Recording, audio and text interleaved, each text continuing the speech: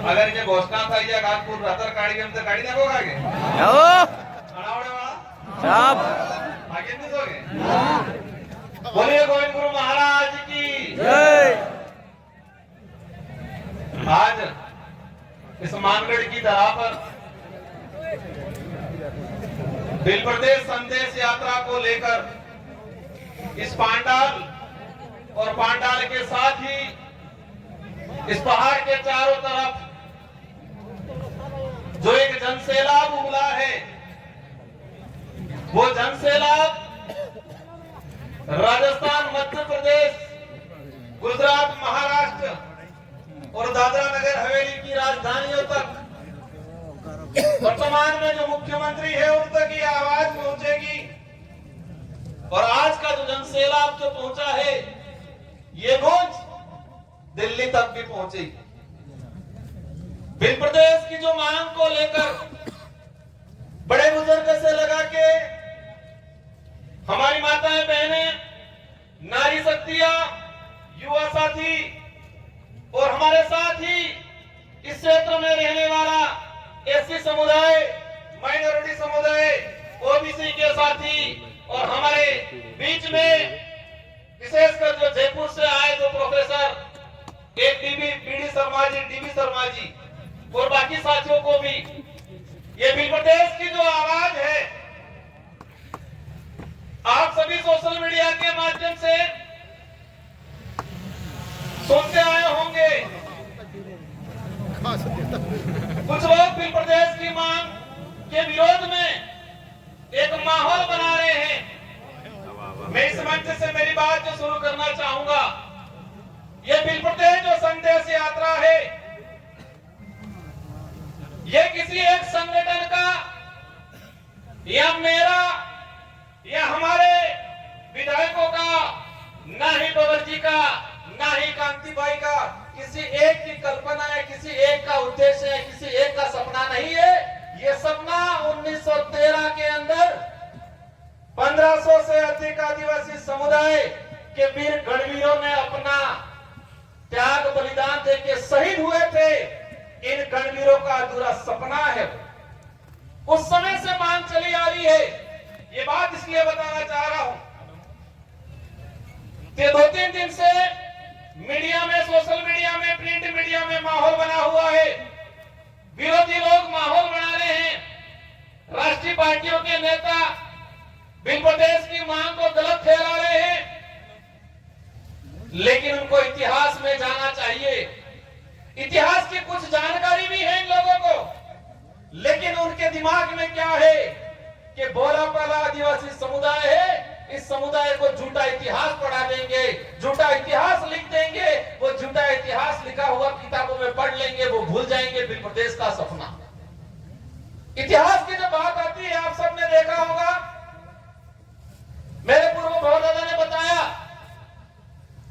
1200 ईस्वी में सलूम्बर से लगा के 1600 ईस्वी कुशलगढ़ तक की जो राजा थे, आप सबने देखा होगा भारत देश का जो इतिहास है 500 ईस्वी से लगा के 1600 ईस्वी तक के बीच का इतिहास किसी किताबों में विस्तृत नहीं पढ़ाया जाता है।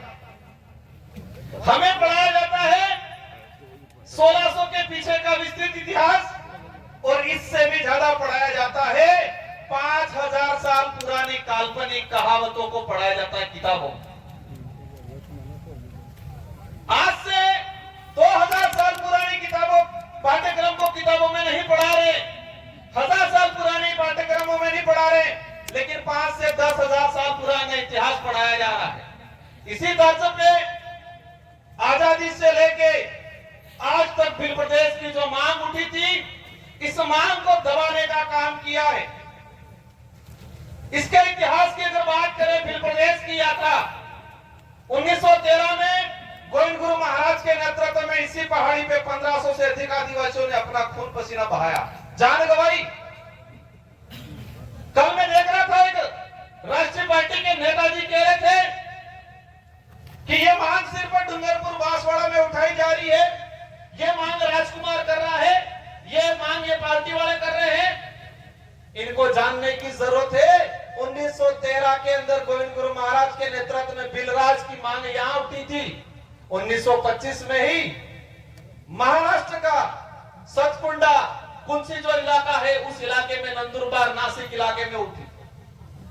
1980 में 1970 में वही सब सतकुंडा जो नंदुरबार नासिक का जो इलाका था, एक रामदास महाराज करके थे और उन्हीं से प्रभावित होके शरद पाटिल एक कांग्रेस नेता था, उस नेता ने उस इलाके के अंदर बिलराज की बात की थी।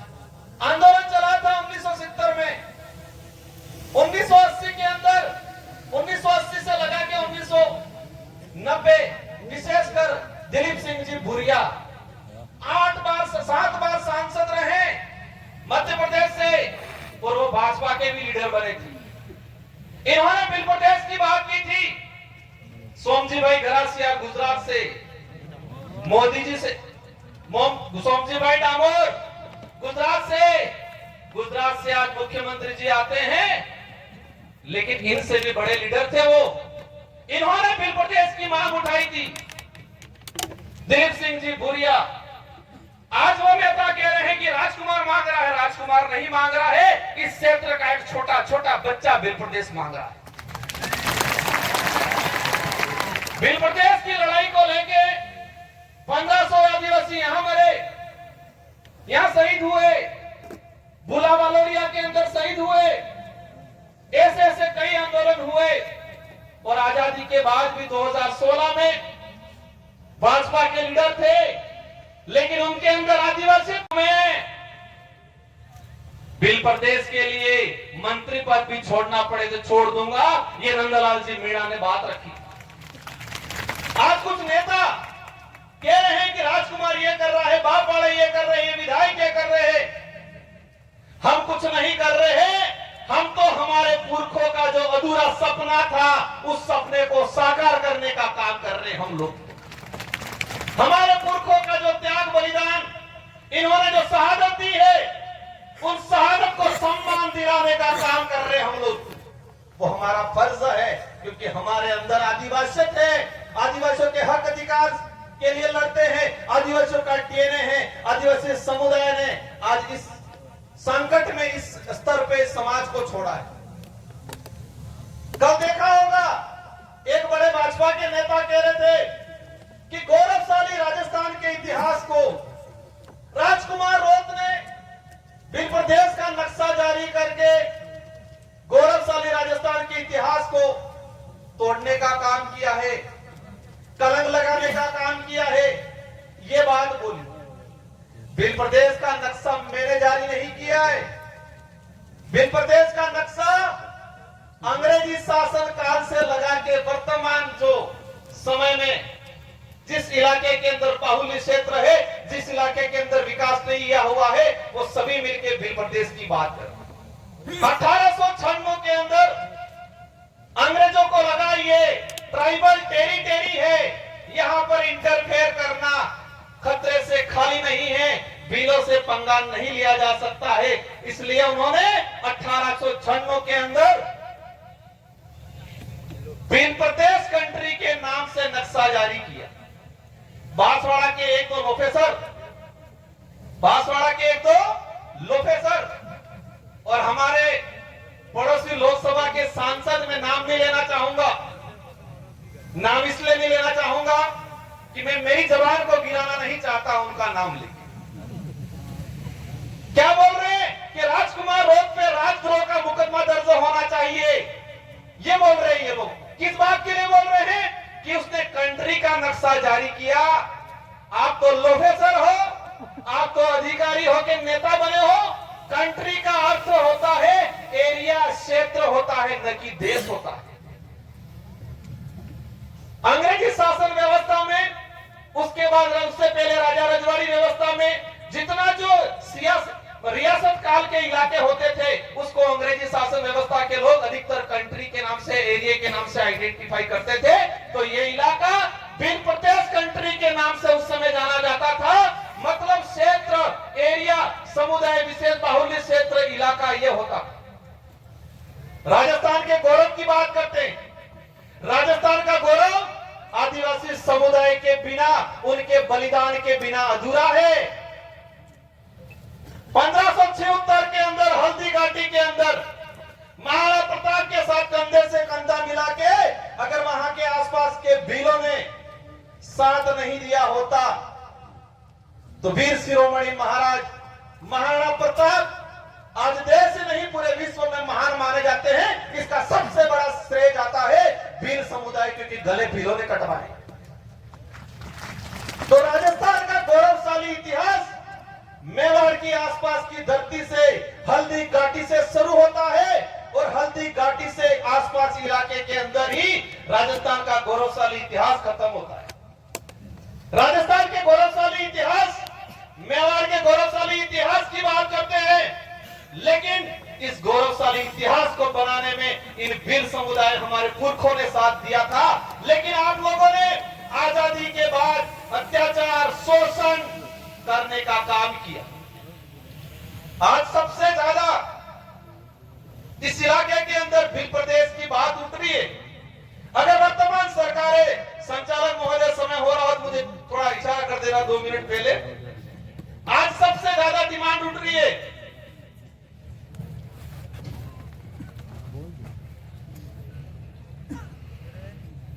सबसे ज्यादा भील प्रदेश की जो डिमांड उठ रही है, अगर वर्तमान सरकारें या आजादी के बाद से आज तक जो सरकारें बनी, इन सरकारों ने आदिवासी समुदाय का भला, उद्धार करने का और संवैधानिक अधिकार लागू करने का काम किया होता तो साथ जनता हमको नहीं देती, उनको देती। आज ये काम कर ले, इस मंच से हम कहना चाहेंगे, जो भील प्रदेश के विरोध में जो नेता हैं या कांग्रेस या बीजेपी के, भील प्रदेश के विरोध में एक सम्मेलन करके दिखाओ, हम देखते हैं कितने लोग आए।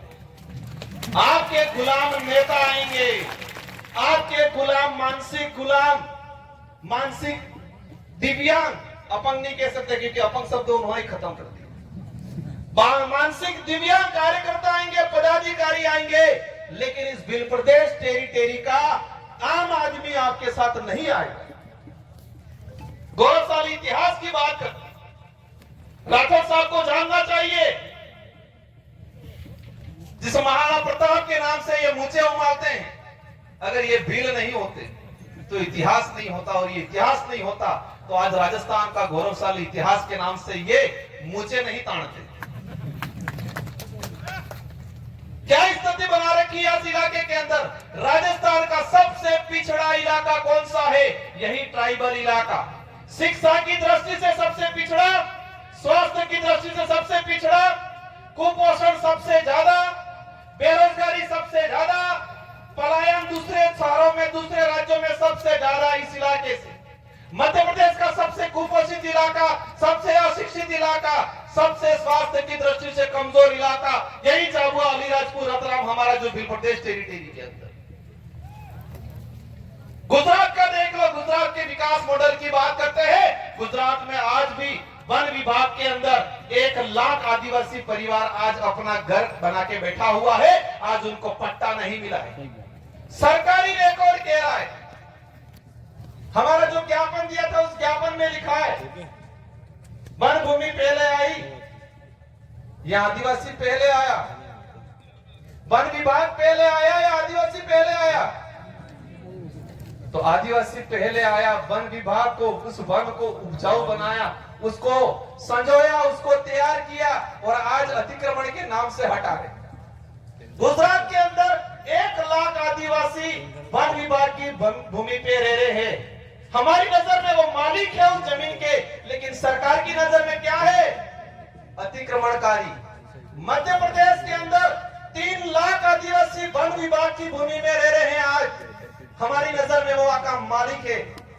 राजस्थान के अंदर 52,000 आदिवासी परिवार, महाराष्ट्र के अंदर 2 लाख आदिवासी परिवार। इस तरह से पूरे देश के अंदर आज की तारीख में 26 लाख आदिवासी परिवार वन विभाग की भूमि पे रह रहा है।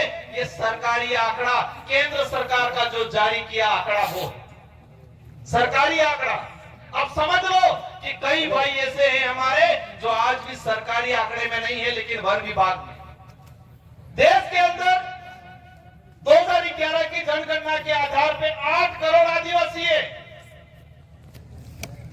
8%, मतलब 13-14 करोड़। और आज की तुलना में, आज के समय में हम काउंट करते हैं तो 17 से 18 करोड़ आदिवासी देश के अंदर है। और वन विभाग की भूमि पे इसमें 1 से 2 करोड़ आदिवासी आज भी वन विभाग की भूमि। भिन्न प्रदेश की धरती पे 30% जनसंख्या आज भी राजस्व भूमि, मतलब राजस्व या चारागाह की भूमि पे आज मकान बना के बैठा है। हमारा भाई आजादी से पहले मेरे दादाजी सुनाते थे, जब पानगढ़ पे फौज आई हमारे घर के आसपास से गई तो कहते थे यहाँ पर पानी पी के गए, हुआ था वहां 1913 में। उस समय से हमारे वहां बाप दादों का मकान बना हुआ है। कई मकान आज भी बिलाना में। सरकार आके कहती है आप अतिक्रमणकारी हो। आज देखा जाए कुछ लोग कहते हैं जाति के नाम से राज्य नहीं बन सकता। मान गए जाति के नाम से राज्य नहीं बन सकता, फिर आप धर्म के नाम से देश बनाने की बात क्यों करते हो? जाति के नाम से राज्य नहीं बन सकता, मान गया मैं, फिर धर्म के नाम से हिंदू राज बनाएंगे, ये बात क्यों करते हो? क्योंकि इस देश के अंदर सभी धर्म के लोग रहते हैं, सभी जातियों के लोग रहते हैं।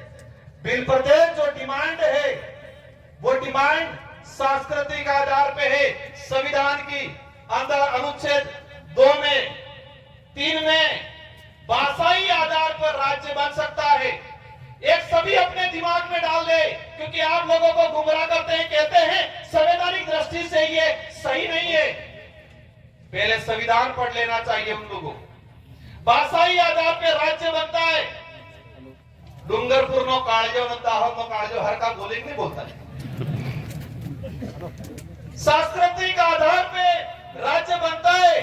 Banswara no कालजो, न्याजर जाबुआ no कालजो, Ratlam no कालजो, हर का कोई कपड़ा पहने नहीं पहनता है। भौगोलिक आधार पे इस इलाके का आज दिल्ली की तरफ से लोग आते हैं, नॉर्थ ईस्ट के लोग आते हैं, उधर साउथ के लोग आते हैं। क्या कहते हैं? राजस्थान तो रेगिस्तान होता ही समझ रहे हैं अपने इलाके में आ गया। राजस्थान को किस नाम से? और ये एक बात सही है, अगर इस इलाके में भील समुदाय नहीं होता तो राजस्थान का जो गौरवशाली इतिहास की बात करते हैं, आज सही है, हकीकत है, हमें भी गर्व है, हमारा राज्य है आज वर्तमान में गौरवशाली राज्य राजस्थान, वीरों का राज्य, बहादुरों का, बलिदानकारियों का राज्य माना जाता है राजस्थान। अगर हल्दीघाटी का युद्ध नहीं हुआ होता, मानगढ़ पे 1500 आदिवासी शहीद नहीं हुए होते, तो आज के समय में राजस्थान को गौरवशाली राज्य नहीं कहते, क्या बोलते? रेगिस्तानी राज्य ये कहा जाता है।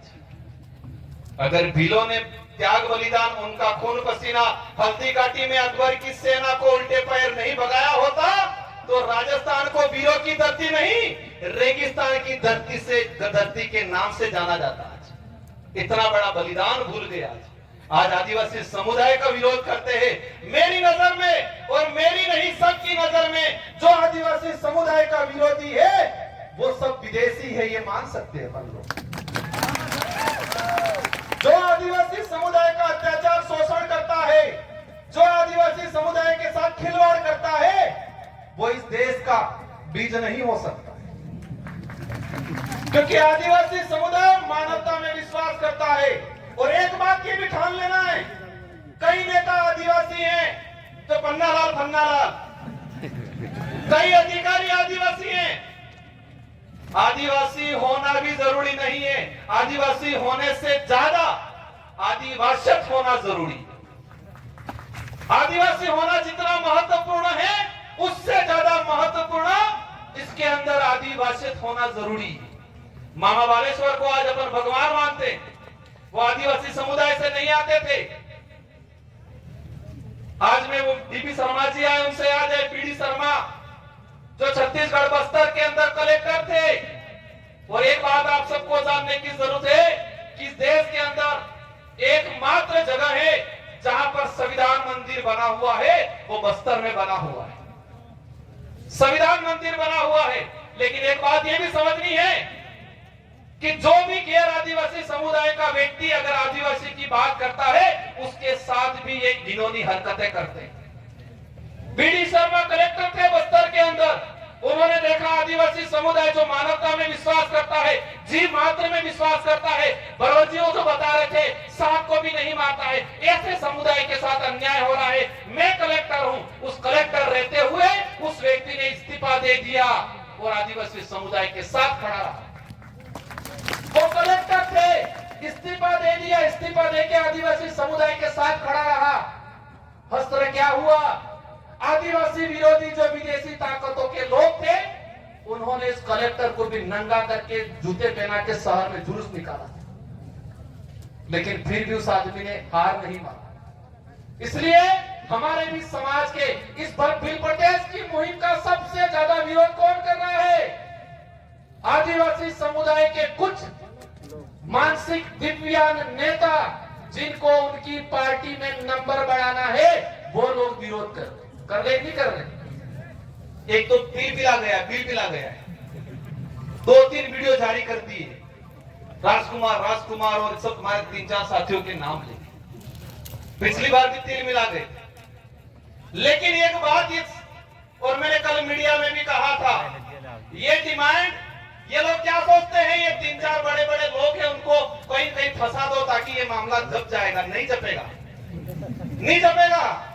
राजकुमार रहे नहीं रहे, बवरजी रहे नहीं रहे, हमारे लीडर जो है वो रहे नहीं रहे, लेकिन ये चिंगारी ऐसी जब गई है अवश्य बिल प्रदेश बनेगा। और ये चिंगारी मध्य प्रदेश, कुछ साथी आए थे सुबह 4-5 बजे अपने घर पे कि हमारा बिल प्रदेश के नक्शे के अंदर हमारा एरिया नहीं लिया गया, हमारे भीलवाड़ा आसिंद के साथी। और मैं इस मंच से भी हम आश्वस्त करते हैं, इस चिंगारी को मजबूती से बाहर लगाओ, ज्वालामुखी के रूप में तैयार होगा और अवश्य आपका इलाका भी इसके अंदर ले लिया जाएगा। कुछ लोग हंसी मजाक उड़ा रहे हैं, लेकिन एक बात समझना है कि ठान लिया है इस क्षेत्र के लोगों ने, ये पार्टी विशेष की नहीं लड़ाई है। कांग्रेस बीजेपी के लीडरों ने भी कहा था, कई लोगों ने मांग उठाई है, लेकिन जिन कांग्रेस बीजेपी के लीडरों ने भी प्रदेश की मांग उठाई उनको घर पे बिठा दिया उनकी पार्टी। लेकिन यहाँ पर क्या, यहाँ तो नहीं उठाओगे तो घर पे बिठा देंगे, यही है कपड़ा मामला। तो अगर नहीं उठाया तो घर पे बिठा देंगे। आज देश के गृह मंत्री ने बोला बिल प्रदेश की बात को, लेकिन हमारे उदयपुर के सांसद कह रहे हैं कि इस बिल प्रदेश की जो बात है किताब से, पाठ्यक्रम से हटाया जाए।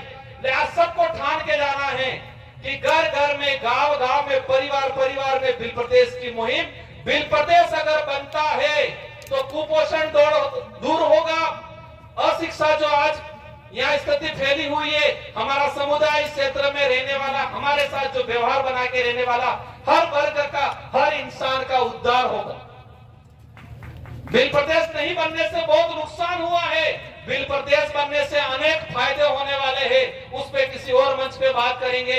मेरे पास चिट्ठी आई है, मुझे बॉन्ड किया है, बॉन्ड ये किया है कि आपके बोलने के बाद 3 से 4 वक्ता रहे हैं और मेरे पूर्व साथी, हमारे सीनियर साथी वरिष्ठ आरपी दादा की तबीयत जरूर खराब है, लेकिन मंच पे एक बार चढ़ के जोहार से उद्बोधन जरूर करेंगे।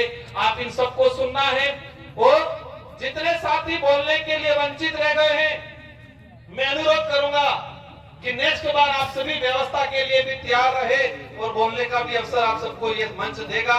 ये बोलने अकेले की लड़ाई नहीं है, आपको गांव गांव, घर घर, ये लड़ाई राजनीतिक नहीं है, ये लड़ाई अस्तित्व की है, संवैधानिक अधिकारों को लागू करने की है, हमारे आने वाली पीढ़ी को बचाने की लड़ाई है। इसलिए हम सबको मिलकर लड़नी है। इन्हीं शब्दों के साथ आप सबको धन्यवाद, आभार। बैठना है, कोई उठेगा नहीं। 2 से 3 वक्ता रहे हैं, इसके बाद शांतिपूर्वक तरीके जाना है और इस आज से ठान के जाना है कि अगले साल, आने वाले साल बिल प्रदेश का ये जो कारवा है पूरी 2 से 3 पहाड़ियां ढक जाए। इस मुहिम के साथ हम चलेंगे। इन्हीं शब्दों के साथ आप सबको धन्यवाद, आभार, जय जोहार, जय बिल प्रदेश। मेरी बात को समझना है, कोई उठेगा नहीं। 2 से 3 वक्ता रहे।